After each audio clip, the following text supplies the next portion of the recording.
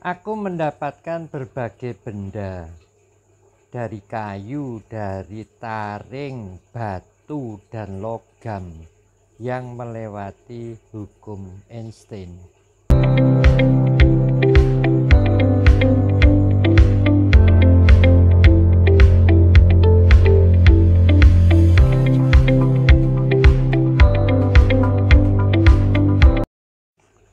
Pada video ini waktu itu Amin mempertanyakan benda-benda tarikan gaib. Yang kiri, kamu pernah lihat yang gimana?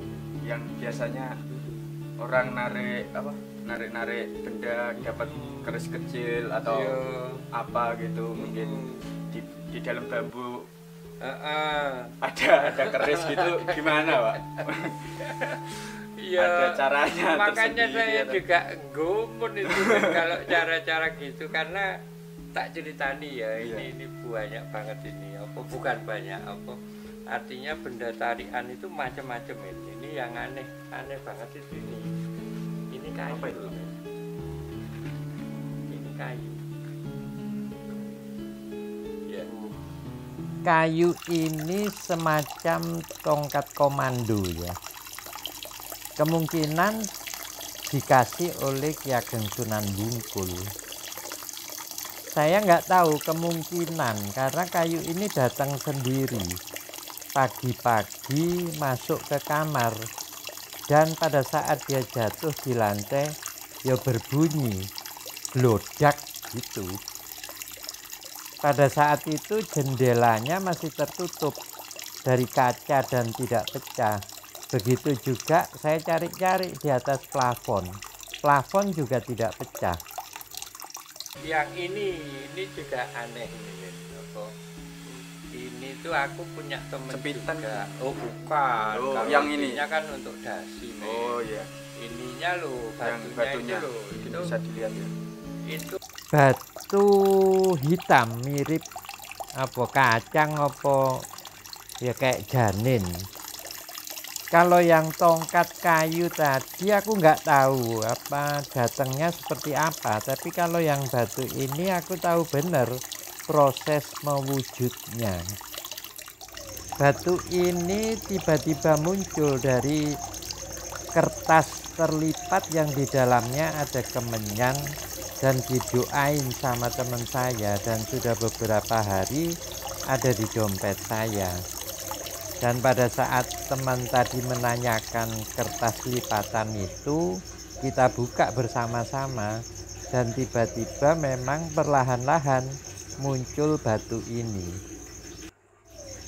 Dan kemunculannya juga tidak serta-merta, dari mulai semacam kabur gitu, lama-lama muncul warna hitamnya perlahan-lahan.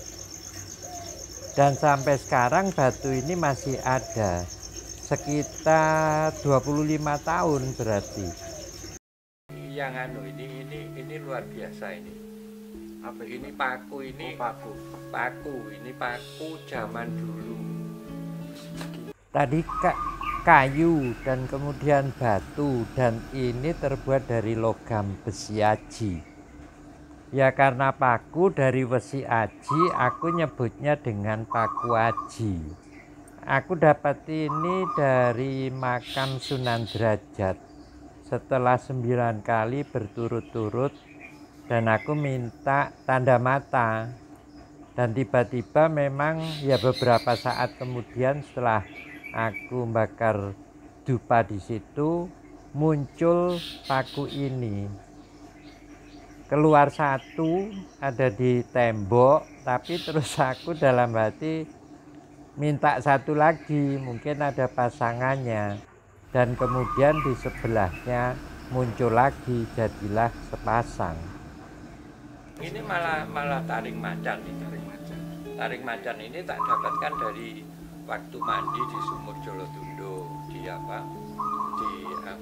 sumber petirtaan Jolotundo. Itu di bunga-bunga yang kita sajikan itu tiba-tiba ada sinar kuning gitu masuk ke pintu plek itu. Temanku yang ngerti diambil, ternyata itu bunga kantil.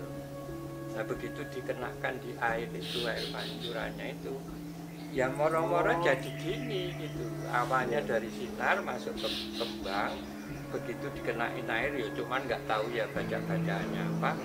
Ujuk-ujuk itu ya mak bedunduk jadi ini gitu. Ini yang taring lah. Kalau ini juga sama prosesnya, tapi ini dari pelestarian yang Kencono Wungu. Itu juga gitu, pada saat kita nyekar itu tiba-tiba ada sinar yang violet ungu gitu masuk ke bunga-bunga itu.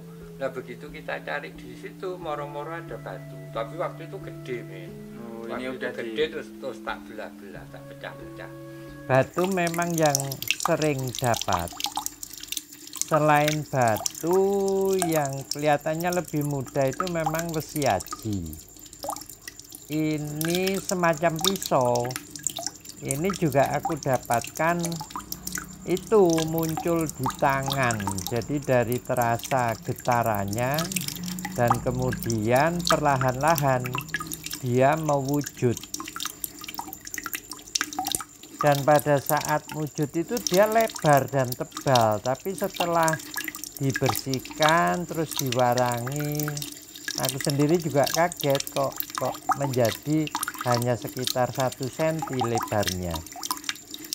Ya, jadi menjawab pertanyaan Amin tadi ya, aku sendiri bingung kok sekarang banyak kita lihat teman-teman apa ya, karena masih muda ya, mereka mengambil barang-barang dari gaib, dari tidak ada menjadi ada itu dengan gerakan-gerakan yang seperti ilmu-ilmu silat pakai tenaga dalam gitu. Ya mungkin itu cara-cara baru, tapi sepanjang pengalamanku ya belum pernah ngambil-ngambil yang seperti itu. Banyak yang mencemooh ketika aku menghubungkan Einstein dengan klenik katanya. Benda-benda yang gaib itu kan dianggap kita sebagai klenik. Jauh sekali dari sains, ilmu pengetahuan. Sementara menurut dosenku dulu di ITB tahun 80-an, memang Einstein itu belum bisa mempraktekkan teorinya, di mana E sama dengan mc². E itu energi, M itu massa, C itu kecepatan cahaya. Jadi suatu benda akan bermassa pada saat dia diam. Pada saat mendekati kecepatan cahaya, massa itu mengecil, bahkan mencapai hampir 0 dan tidak kasat mata, tidak kelihatan mata. Itu juga menurut aku sih, barangkali konco Ganes generasi muda mempunyai pemikiran yang lebih saintis, lebih detail, tidak mengesampingkan atau yaitu meremehkan budaya kita sendiri. Karena apa yang dianggap klenik, dianggap gaib, itu adalah sesuatu yang belum terbukti secara saintifik. Dan ternyata bukti-bukti itu kan ada. Aku sendiri mengalaminya.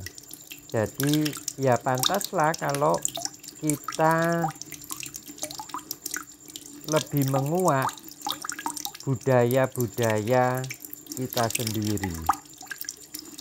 Wong Jawa ojo lali Jawane. Matur nuwun.